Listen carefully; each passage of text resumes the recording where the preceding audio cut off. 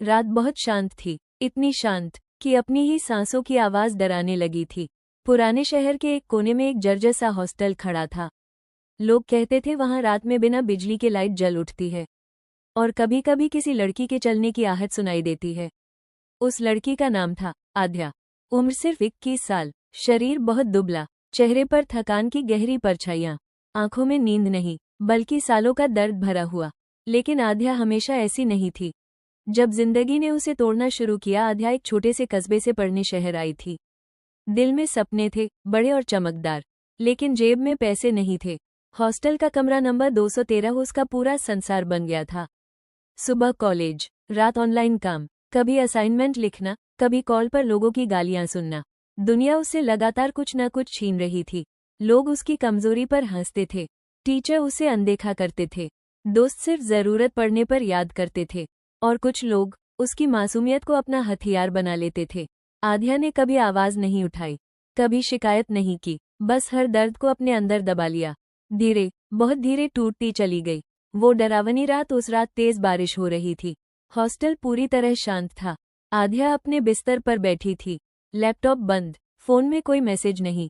उसने खुद से धीमे कहा, बस थोड़ा और सह लो, सब ठीक हो जाएगा। लेकिन उसकी आवाज में उम्मीद नहीं थी, सिर्फ थकान थी। तभी टप टप टप, कॉरिडोर में किसी के कदमों की आवाज। आध्या ने सोचा कोई वार्डन होगी, पर कदम उसके दरवाजे के सामने रुक गए। पूरा सन्नाटा। फिर ठक ठक, बहुत हल्की दस्तक। आध्या का दिल जोर से धड़कने लगा। कौन? उसने डरते हुए पूछा। कोई जवाब नहीं। दरवाजा अपने आप थोड़ा सा खुल गया। बाहर अंधेरा था, लेकिन उस अंधेरे में एक लड़की की परछाई खड़ी थी, बहुत दुबली, बहुत थकी हुई, बिल्कुल आध्या जैसी। आध्या का शरीर ठंडा पड़ गया। हेलो। तभी उस परछाई ने सिर उठाया और फुसफुसाई, तुम भी थक चुकी हो ना आध्या? वो आवाज उसकी अपनी जैसी थी। उसके बाद सब बदल गया। उस रात के बाद आध्या अजीब व्यवहार करने लगी। क्लास में खोई रहती, आईने से बातें करती, अकेले मुस्कुरा देती। हॉस्टल की लड़कियां डरने लगी।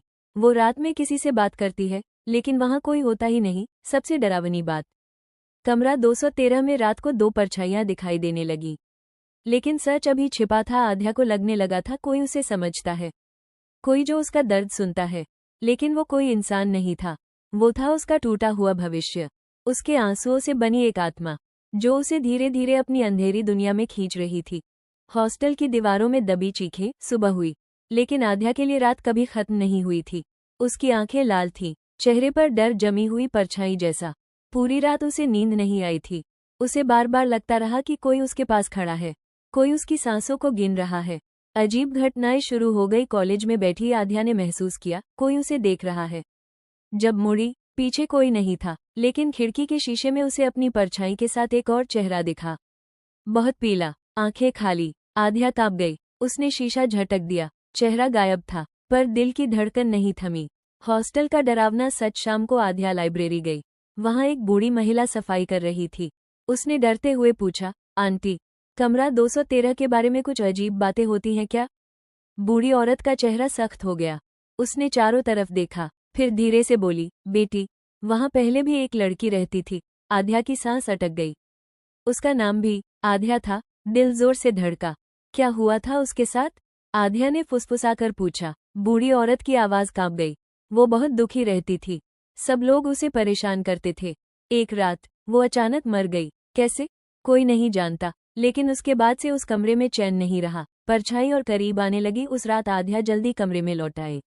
लाइट जलाकर बैठी रही। अचानक ठंडी हवा चली, आईना धुंधला हो गया और उसमें वो परछाई फिर दिखी, अब बहुत पास। उसने धीरे कहा, तुम अकेली नहीं हो आध्या, मैं तुम्हें समझती हूँ। दर्द खत्म हो सकता है। आध्या की आंखों से आंसू बह निकले।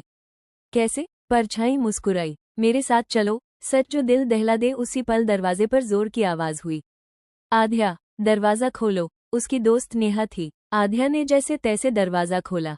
आईना साफ था, कोई परछाई नहीं। नेहा घबराई हुई बोली, तुम ठीक हो ना? तुम खुद से बातें कर रही थी। आध्या चुप रही, लेकिन उसके कानों में वही फुसफुसाहट गूंज रही थी, वो तुम्हें नहीं समझेंगे, सिर्फ मैं समझती हूँ। एक डरावनी खोज। नेहा के जाने के बाद आध्या का ध्यान बेड के नीचे गया। वहां एक पुरानी डायरी पड़ी थी, कागज पीले पड़ चुके थे, उस पर नाम लिखा था, आध्या। उसके हाथ कांपने लगे। पहला पन्ना खुला। अगर कोई यह पढ़ रहा है तो समझ लेना मैं बहुत थक चुकी हूँ। डायरी में कैद एक टूटी हुई आत्मा। कमरे में अजीब सी ठंड फैल गई थी। आध्या बिस्तर के किनारे बैठी कांपते हाथों से वो पुरानी डायरी पकड़े थी। उसका दिल तेज धड़क रहा था, जैसे वो किसी मरे हुए इंसान की यादों को छू रही हो।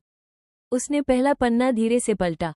डायरी का पहला सच, मैं हर दिन मुस्कुराने की कोशिश करती हूँ लेकिन अंदर से टूट चुकी हूँ। लोग कहते हैं समय सब ठीक कर देता है, पर मेरा समय तो मुझे खत्म कर रहा है। आध्या की आंखें भर आईं। अगला पन्ना, हॉस्टल में सब मुझे अजीब समझते हैं, कोई दोस्त नहीं, कोई सहारा नहीं। कुछ लोग मुझे कमजोर समझकर परेशान करते हैं और जब मैं रोती हूँ तो दुनिया हंसती है। आध्या की सांसें भारी होने लगी। ये सब तो उसकी जिंदगी जैसा ही था। दर्द जो बढ़ता चला गया। डायरी आगे पढ़ते हुए शब्द और गहरे होते गए। मैं हर रात खुद से पूछती हूँ, क्या मेरी जिंदगी की कोई कीमत है? मैं थक चुकी हूँ लड़ते लड़ते, काश कोई मुझे समझ पाता। आध्या की उंगलियां कांप रही थीं। उसे लग रहा था जैसे कोई उसके दिल की बातें लिख रहा हो। वो आखिरी पन्ना, डायरी का आखिरी पन्ना थोड़ा फटा हुआ था। उस पर लिखा था, आज मैंने तय कर लिया है, अब और दर्द नहीं सहूंगी। अगर कोई इस कमरे में आए तो मेरी कहानी जरूर पढ़े, शायद मेरी आत्मा को शांति मिल जाए। आध्या की आंखों से आंसू गिर पड़े। ये वही लड़की थी, उसने फुसफुसाया, जो पहले इस कमरे में रहती थी। अचानक वो फिर आई, तभी कमरे की लाइट झपकने लगी। हवा ठंडी हो गई, आईने पर फिर धुंध जम गई और उसी धुंध में वो परछाई उभर आई। इस बार उसका चेहरा साफ दिख रहा था, थकी हुई आंखें, दर्द से भरा चेहरा, बिल्कुल आध्या जैसा। अब तुम जान गई हो, आत्मा ने धीमे कहा। मेरी कहानी तुम्हारी कहानी है। आध्या कांप उठी। तुम कौन हो? आत्मा ने दुखी मुस्कान के साथ जवाब दिया, मैं वही हूँ जो इस दुनिया से हार गई और अब मैं अकेली नहीं रहना चाहती। एक खतरनाक रिश्ता। तुम मुझे क्यों दिखाई देती हो? आध्या ने रोते हुए पूछा। क्योंकि तुम भी टूट रही हो, जैसे मैं टूटी थी। दर्द हमें जोड़ देता है। कमरे में ठंडी हवा घूम गई। आत्मा आध्या के और करीब आ गई। अगर तुम मेरे साथ आ जाओ तो कभी अकेलापन नहीं रहेगा।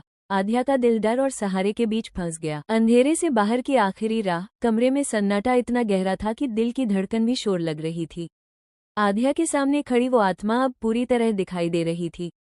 चेहरा दर्द से भरा, आंखों में अधूरी जिंदगी का बोझ, लेकिन उसमें गुस्सा नहीं था, सिर्फ टूटन थी। आत्मा का सच, मैं मरना नहीं चाहती थी। आत्मा की आवाज कांप रही थी। मैं बस दर्द से भागना चाहती थी। लोगों की बातें, उनकी बेरुखी, उनकी क्रूरता, सबने मुझे धीरे धीरे खत्म कर दिया। आध्या की आंखों से आंसू बहने लगे। तो तुम मुझे अपने साथ क्यों ले जाना चाहती हो? उसने पूछा। आत्मा चुप रही, फिर धीरे से बोली, क्योंकि अकेले रहना मौत से भी डरावना होता है। वो डरावनी सच्चाई, जब तुम आई इस कमरे में, मैंने खुद को तुम में देखा। वही थकान, वही चुप दर्द, वही अकेलापन। मैं चाहती थी तुम मेरे साथ चलो ताकि मैं फिर कभी अकेली न रहूं। कमरे में ठंडी हवा घूम गई, पर इस बार डर के साथ दुख भी था। आध्या का साहस। आध्या कांपते हुए आगे बढ़ी, लेकिन भागी नहीं। उसने पहली बार डर से नहीं, हिम्मत से बात की। तुम अकेली नहीं हो, लेकिन अंधेरे में रहना समाधान नहीं है। दर्द को खत्म करने के लिए खुद को खो देना रास्ता नहीं होता। आत्मा की आंखों में चमक आई। तो क्या रास्ता है? उसने पूछा। सच्ची शांति। आध्या ने डायरी उठाई। तुम्हारी कहानी सुनी जाएगी, तुम्हारा दर्द दबाया नहीं जाएगा। लोग जानेंगे दुनिया कैसे तोड़ देती है, और तभी तुम्हें शांति मिलेगी। कमरे में रोशनी फैलने लगी। पहली बार वो आत्मा मुस्कुराई, एक शांत मुस्कान। काश कोई मुझे भी तब समझता। धीरे धीरे उसका शरीर रोशनी में बदलने लगा। अब तुम मजबूत बनना आध्या, जो मैं नहीं बन पाई। और फिर वो हवा में घुल गई। नई सुबह। अगली सुबह हॉस्टल में सब सामान्य था। कमरा 213 अब ठंडा नहीं था, भारी नहीं था। आध्या ने वो डायरी कॉलेज में सबको पढ़ने दी। लोग पहली बार समझ पाए कि चुप दर्द भी कितना खतरनाक होता है। और आध्या पहली बार अकेली नहीं थी। कहानी का संदेश, असली डर आत्माएं नहीं होती, असली डर होता है लोगों का बेरहम होना। शुक्रिया आप सभी की कहानी सुनने के लिए। अगर आपको कहानी पसंद आई तो लाइक करें और सब्सक्राइब जरूर करें।